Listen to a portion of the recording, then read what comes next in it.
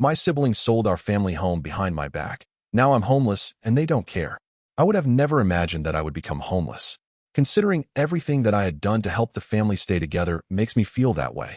A house for me and my siblings, Mark and Ava, was much more than a mere structure.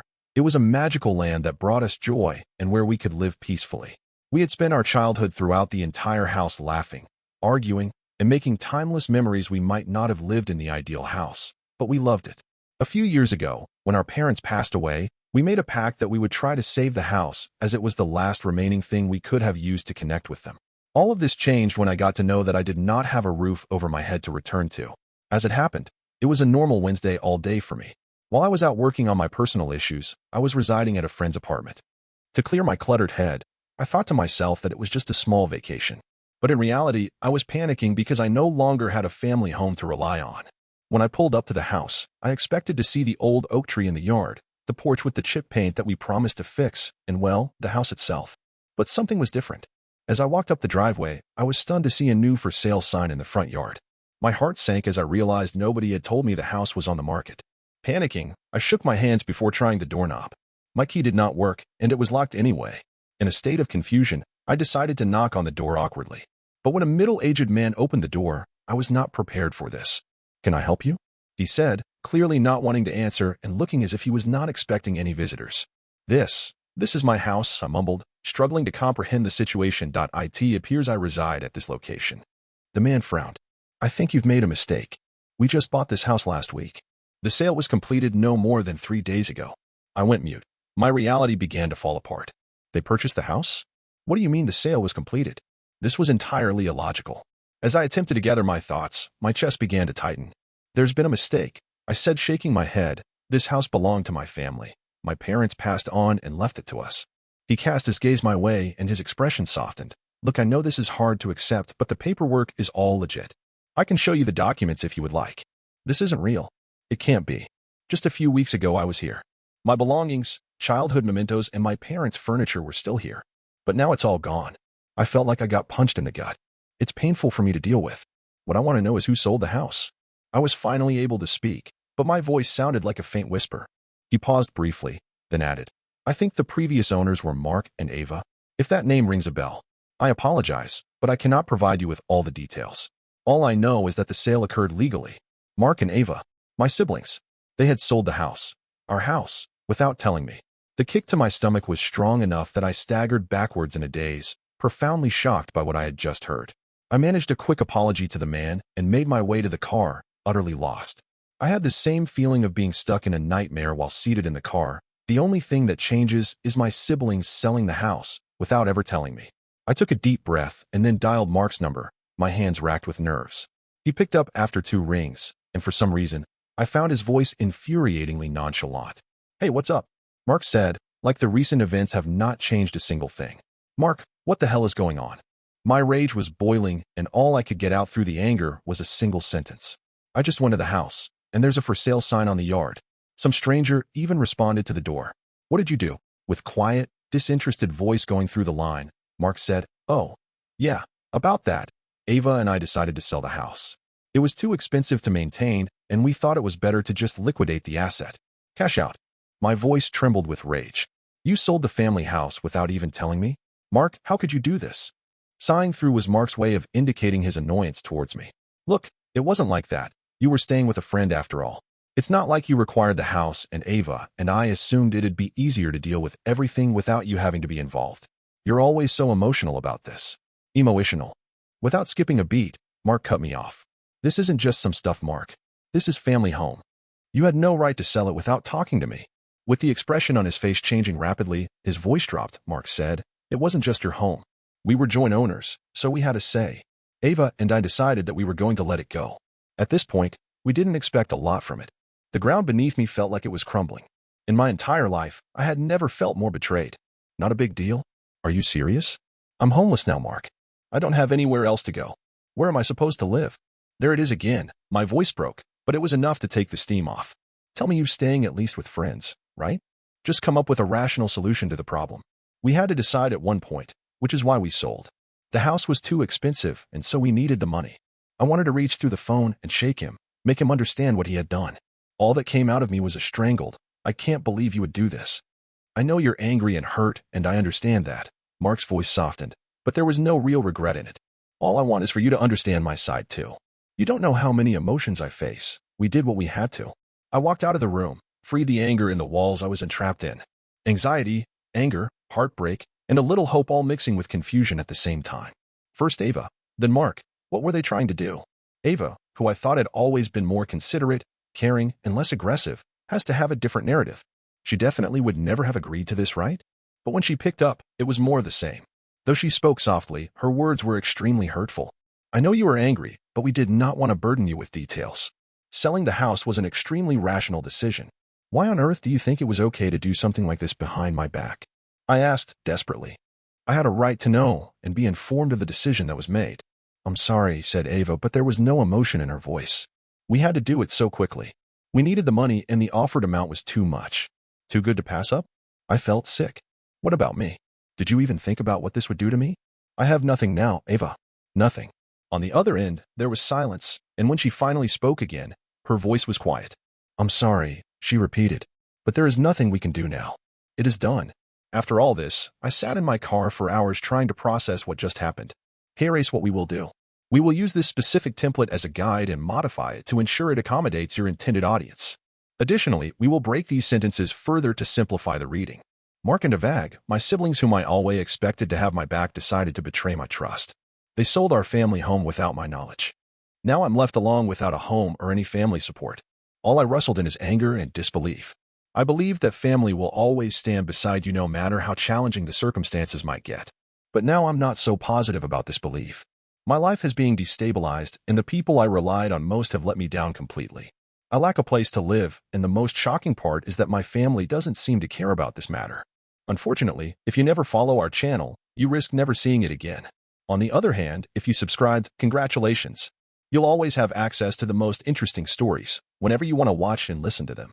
For the next couple of days, I felt like I was floating in space, unable to roughly anchor myself to anything. My childhood home, the one that had made me into the person I am, was eliminated, and with it, any shred of normality I had left. I still couldn't understand that my own siblings had done this to me. Mark and Ava, the very people I called my family, had effortlessly pulled the rug from underneath me. At nights, I would find myself deep on the couch of my friend Jessica's place, staring at the ceiling and replaying the conversations I had with Mark and Ava. I thought their utter absence of guilt was brutal, but for some reason when I think about it now, it feels like a stab in the heart me each time. How can they find any justifications for their actions? Did they really sell the house with the mindset that it was not a big deal? Or did I simply not matter in the equation? I felt the need to scream, but all I could feel was boundless emptiness. I am now forced to live on folds because they have stripped everything out of me. The most painful thing was that they did not seem to care one bit. After I came to terms with the shocking discovery, a few days passed and I figured that I had had enough. Speaking to them face to face was a necessity. Maybe they would finally understand what they had done if they see the emotion of utter devastation carved on my face. Or maybe a part of them will feel guilty. I had set up a meeting at a coffee shop that was conveniently near Ava's apartment. Mark was also willing to come, but his tone did not suggest that he was looking forward to it. I arrived at the specified meeting point well in advance, my stomach in knots. When they arrived, the tension was palpable and I could clearly see the tension on their faces. Still, there was no remorse, just the same expression of "we just need to get this over with." "All right, this meeting is going to get confrontational, so I'm putting this out there." I spoke out, trying to control my emotions. With a voice that was very unsteady, I asked, "Can someone please explain to me why neither of you informed me about selling the house? Why was I not involved in the decision?" Ava was the first to speak, and clearly she had rehearsed this. Her body language suggested to me that she was a bit uncomfortable, but her words were extremely out and calculated. "We were concerned," she said, glancing both at me and the cup. "We were worried that you were going through a rough time and did not want to further worsen the situation. We knew you were staying at Jessica's." Instead of relaxing like I assumed, her words made my blood boil and I couldn't help but scoff. "Stress me out. I didn't sell the land, so how could you think that is my stress? Not having a home to come to? How is selling it a decision you can take on your own? You had a share in that house, same as I did." Mark sighed, crossing his arms over his chest. "We were not trying to offend you, all right? Our intentions were not personal. That house became a pain in our neck. The bills, taxes, everything was too much to handle when there was no one taking care of it from your end." I slowly processed everything he said as I asked him, "So what you were saying is you had to bear all the responsibilities while I sat at home gridlocked?" Mark Cuna's casual shrug was infuriatingly convincing. We thought you had enough on your plate, he said. It felt like he was trying to justify their betrayal, which he didn't need to. You have been crashing at Jessica's for long enough. You didn't need the house. Our assumption was to sell the place, split the money, and shift ahead. Shifting ahead? I mumbled. My tone was raspy. What should I move on from? Is it from the last memory we have of Mom and Dad? Is it from the place we were raised in? Do you really think that putting a house on the market will erase everything? Mark appeared surprisingly quite confused. His voice was softer than Mark's. Closing his eyes for a moment, he continues, It's tough the way it is, but life moves on. Mark, looking utterly out of their element, nervously furrows his brows.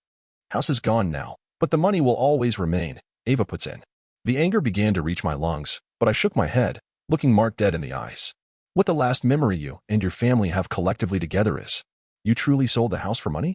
Did you even care about any of the things I brought up? It's really disgusting how simple you go about things.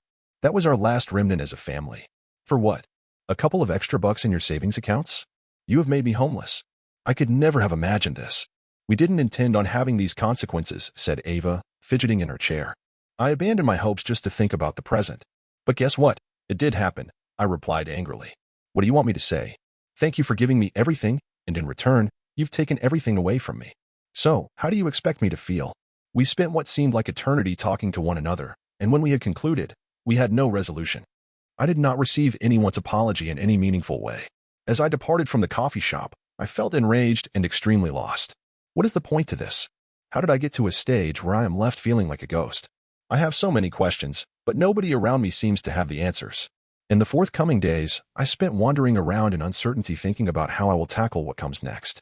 Trying to figure out my next steps was impossible since my funds were getting depleted.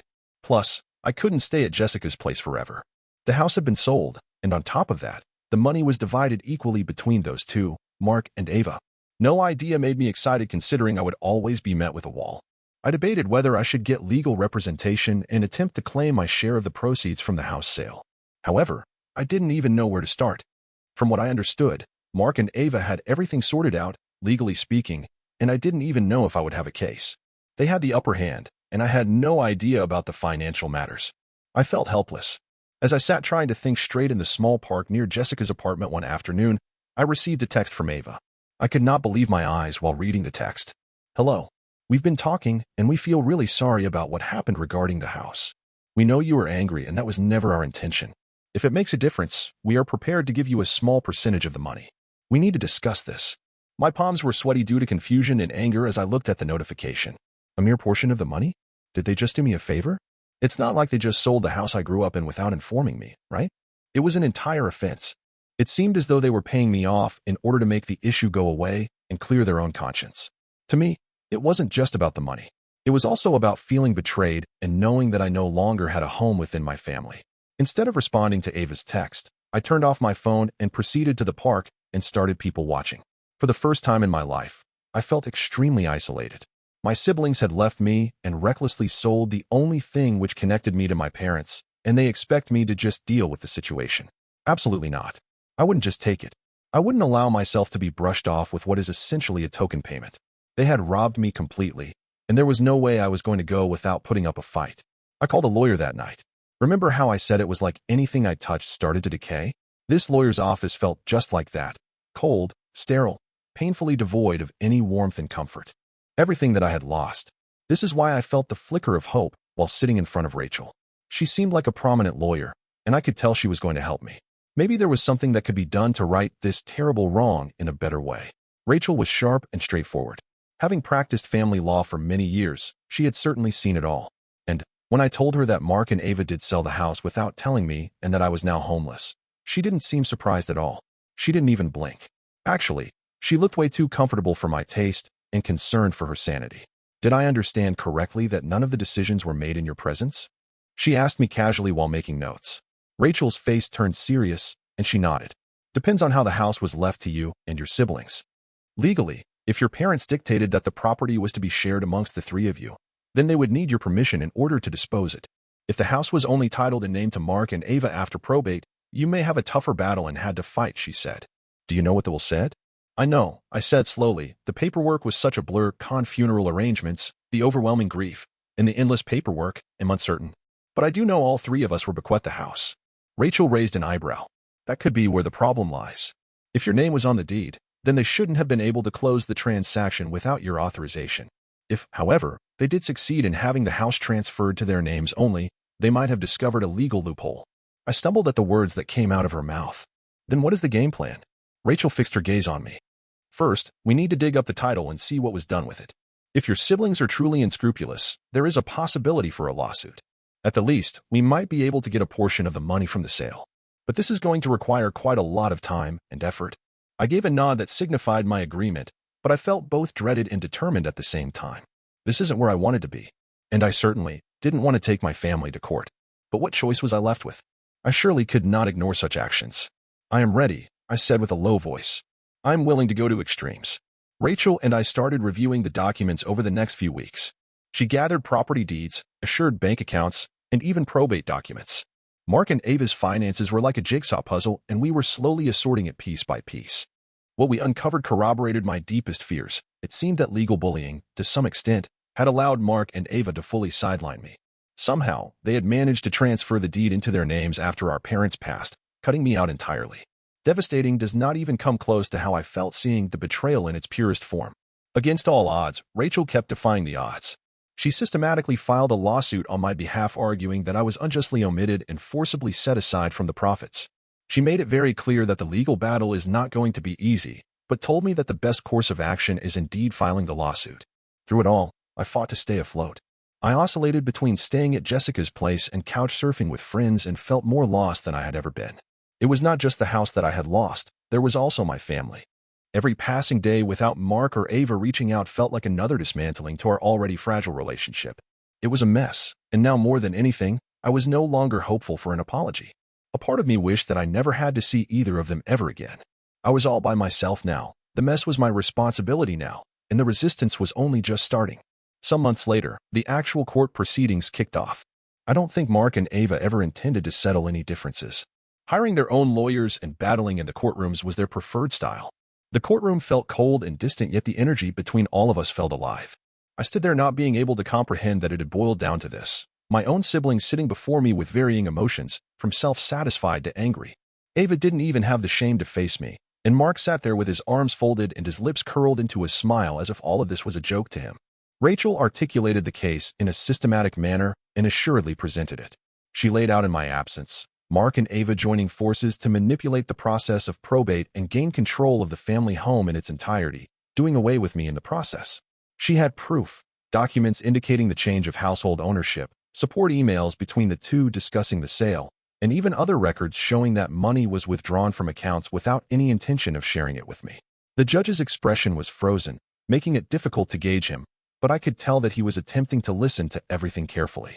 While I felt mildly optimistic, I knew for a family case there is no certainties, especially when my siblings' lawyers have labeled me as the uninvolved detached relative.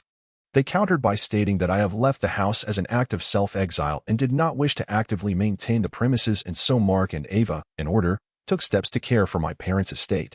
But as the court proceedings continued, I noticed flaws in their narrative. Denying the documents which proved my exclusion was not possible. There was no explanation as to why I was not informed of the sale before everything was completed. The facts were obvious. They had made an alliance against me, and now they were attempting to rationalize it. The trial lasted for weeks, each day more exhausting than the last. For some reason, when the trial had ended, I did feel an overwhelming sense of relief. I had put my best foot forward. I pushed through for myself when all hope seemed lost. Now it was a matter of waiting for the judge's decision. When the verdict was announced, I was seated in the courtroom, breathing heavily. The judge spoke steadily as he delivered the verdict. On the basis of evidence, Sarah Wright has proven that she was unjustly omitted when deciding to sell the family house. The court holds Mr. Mark Wright and Ms. Ava Wright liable for using poor judgment by excluding her from the sale and the proceeds. Hence, Ms. Wright is entitled to 1/3 of the profit from the sale and damages. My chest felt lighter as a feeling of relief settled over me. It was not the money that mattered, just the knowledge that I was not unreasonable in feeling so deeply betrayed. I had triumphed. I knew, of course, that the breach with Mark and Ava was probably unmatched in its severity, but at least I had gained something. Closure is the word I am reaching for. Dignity, and most importantly, closure. As I walked out of the court, I did not turn my head to look at my siblings. I dared not. The pain was too great. Still, I knew I had made the right decision, even though it would cost me my siblings forever. I began to reconstruct my life in the upcoming weeks. A portion of the settlement had made it possible for me to rent a modest apartment, thus helping me get back on my feet. However, the most significant transformation came from the emotional burden that had been lifted. I could finally feel powerful. Fighting for myself and winning made a big difference. I still had periods where I reflected on everything I had lost, not just the house, but the family that disintegrated around me. Over time, however, I started realizing that the most important thing I had gained back was my self-esteem. I wasn't just the sister who always got neglected anymore. I was a person who stood up against injustice and made sure my voice was heard. More than anything, that new realization is what made the difference for me.